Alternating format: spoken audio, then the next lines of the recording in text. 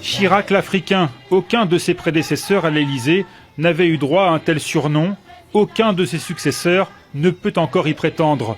En 12 ans de présidence, Jacques Chirac avait trouvé le temps de visiter 39 pays sur le continent.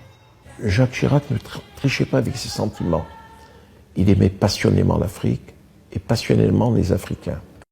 Tout au long de sa carrière politique, Jacques Chirac aura tissé les liens les plus étroits avec l'Afrique, dont il se disait l'un des plus fervents avocats. La France affirme son engagement en Afrique. Oui, elle entend soutenir son aide au développement, continuer d'appeler la communauté internationale à s'y engager, et je fais confiance aux États africains pour offrir l'indispensable cadre de droit sans lequel il n'y a pas de confiance et donc pas de développement durable. Lutte contre le sida et le paludisme, annulation de la dette.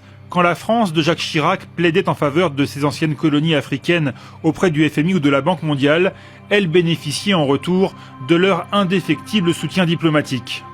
Aux Nations Unies, nous étions sûrs d'avoir le vote de tous les pays africains, 30, 40, 50 pays africains. Aujourd'hui, il faut les compter sur les doigts de la main. Et pour maintenir ce fameux précaré français en Afrique, Jacques Chirac profita longtemps des services de Jacques Foccart, l'incontournable et sulfureux ancien conseiller aux affaires africaines du général de Gaulle.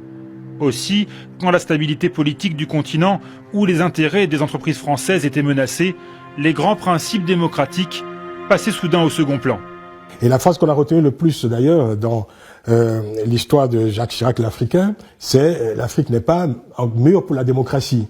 Et tout cela à contre-courant, au fond, des opinions. Comme à Tunis, en 2003, le président français y donne un blanc-seing on ne peut plus explicite au régime autocratique de Zine El Abidine Ben Ali. Le premier des droits de l'homme, c'est de manger, d'être soigné, de recevoir une éducation. De ce point de vue, il faut bien reconnaître que la Tunisie est très en avance. Chirac l'Africain entretenait aussi et surtout des rapports très personnels avec les chefs d'État. Omar Bongo, Blaise Compaoré, Denis Sassou Nguesso n'étaient pas seulement des partenaires, c'étaient des amis proches. En 2005, à la mort du célèbre dictateur togolais Yassine Yadema, Chirac avait émis cette phrase à l'époque, la France a perdu un ami, j'ai perdu un frère. Une phrase qui avait fait sursauter pas seulement les Africains d'ailleurs, mais aussi les Français. Et dans les semaines suivantes, Paris ne cachera à aucun moment son soutien au fils Gnassingbé, élu dans un climat de violence sans précédent au Togo. On savait qui devait être président, qui devait succéder à ce président. Quand on voyait que, je ne sais pas, l'état de santé n'était pas bon, on préparait le successeur. Il a assumé d'une manière absolument sincère, avec une sincérité déconcertante, ce qu'on appelait la France-Afrique. Avec les rumeurs de coups tordus, les rumeurs de coups d'État orchestrés depuis l'Élysée, l'affaire des mallettes d'argent qui circulaient entre les palais africains et l'Élysée.